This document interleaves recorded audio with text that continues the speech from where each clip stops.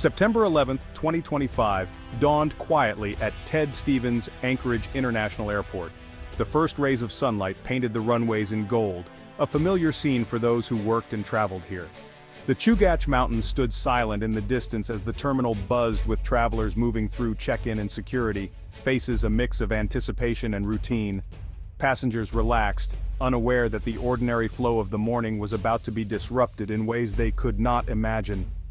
Beneath the surface, subtle signs of unease began to emerge, a moment that would change everything in an instant. The first sign of trouble was a flurry of urgent radio calls, crackling through the control tower and shattering the routine of a typical morning. Controllers exchanged worried glances as the tension in the air became palpable, each message more frantic than the last. Out on the tarmac, a ground crew member noticed something unusual, a crate not listed on any manifest, leaking a strange smoking substance that curled into the air, catching the early sunlight. The initial report was cautious, but as responders drew closer, the crate began to vibrate violently, emitting a low, ominous hum that sent chills down their spines. The situation was escalating by the second. Panic rippled from the cargo area as the words "unidentified device" and "potential explosive" echoed across airport channels, amplifying the sense of urgency. Every second felt heavier as the threat became more apparent. Police sprinted to the scene, shattering the morning calm with the blare of sirens and flashing lights, their faces set with determination and fear. Inside the terminal, staff halted boarding and issued a terse announcement: "Please remain in place and await further instructions." The usual airport bustle faded into uneasy silence. Passengers grew anxious, scanning for answers as rumors spread like wildfire. Whispers of danger and speculation filled the air, heightening the collective anxiety. A security officer reported rising heat from the crate. Thermal imaging revealed a volatile internal reaction, suggesting the contents were unstable and possibly hazardous. The threat was immediate and terrifyingly real. Responders donned protective gear, preparing for the worst as they coordinated their next move. The window for a safe response was closing fast, every tick of the clock adding pressure to an already critical situation. The airport teetered on the edge of catastrophe, its fate hanging in the balance as responders raced against time to prevent disaster.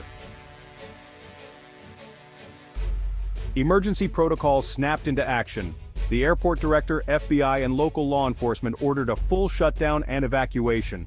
Flights were grounded or diverted, the airport's focus shifted to saving lives. Emergency teams established a perimeter, deploying bomb squad robots to assess the crate. Staff transformed into first responders, guiding thousands to safety zones with calm authority.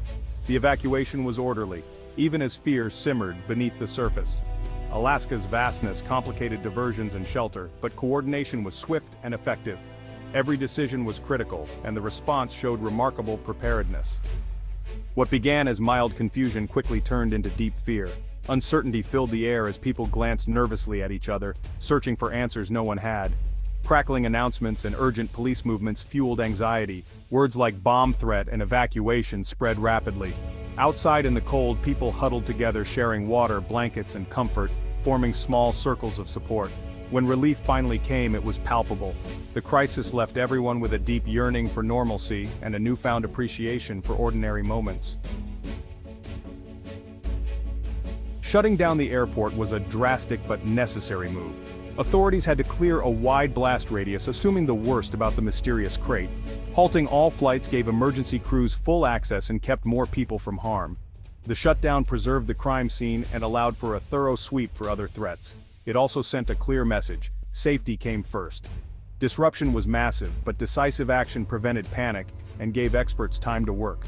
The lockdown was a powerful demonstration of control and commitment to public safety. After tense hours, the bomb squad breached the crate. Inside, not a bomb, but dangerously unstable industrial chemicals improperly packed for a mining operation. Hazmat teams contained the threat, and the all-clear came late in the day. Reuniting passengers with belongings and rescheduling flights was a monumental task. Authorities held press conferences praising the rapid response and reviewing protocols for improvement. The company responsible faced investigation and penalties. Slowly, the airport's rhythm returned, but the memory lingered. The day was a stark reminder of the fragility of normalcy and the importance of vigilance and professionalism behind the scenes.